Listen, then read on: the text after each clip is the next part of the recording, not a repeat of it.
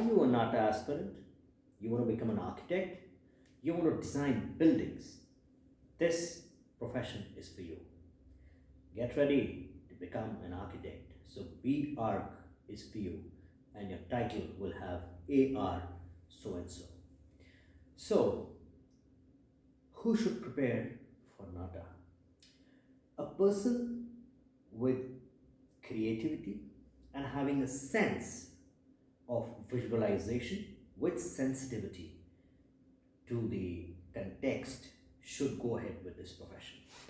You know, every site that you're going to get, every project that you're going to get is going to be different, and it is something in which you'll have to use your imagination to create something which is new, which is unique, which is different, and that is going to be your USP.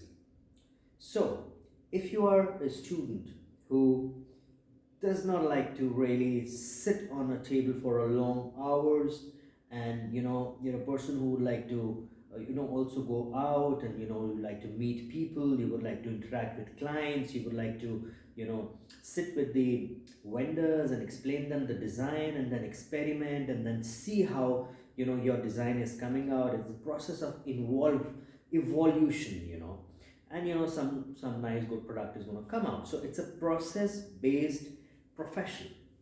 You must understand that when you design a structure, there are multiple factors that are involved into it, whether you appreciate, whether you acknowledge, whether you master, but you will have to deal with them.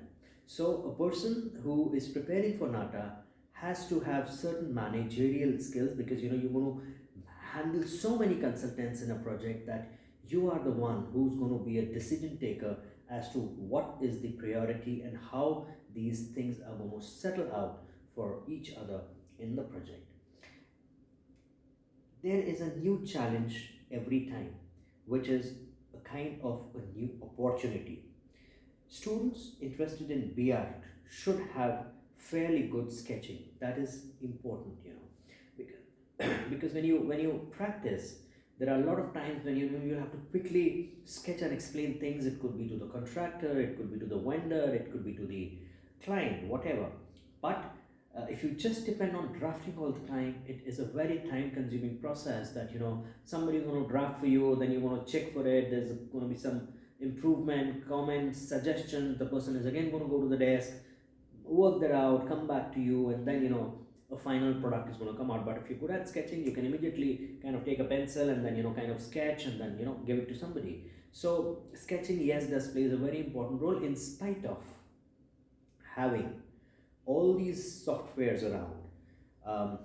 Sketching have its own importance in the profession, and one must have the basic concepts very clear for the sketching, because it's a major part of the presentation. Now, why am I talking about all this? It is to explain that architecture is not about technology all the time. It also involves art. So, when you say that I want to do architecture, I want to do B.Arch, I want to do the designing, you must understand that you will be involved in art, you will be involved in technology, and it is a proper amalgamation of art and technology together that brings up the profession of architecture.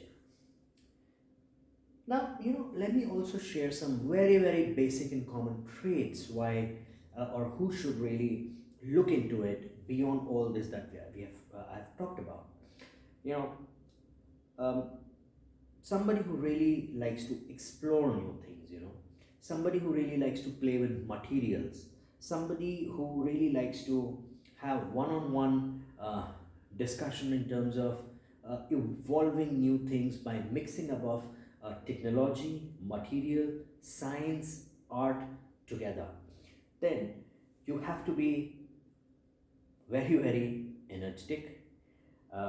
You have to really go from places to places, understand the culture, understand materials, understand context, understand the requirement of the client, understand the design brief, and the list is very long.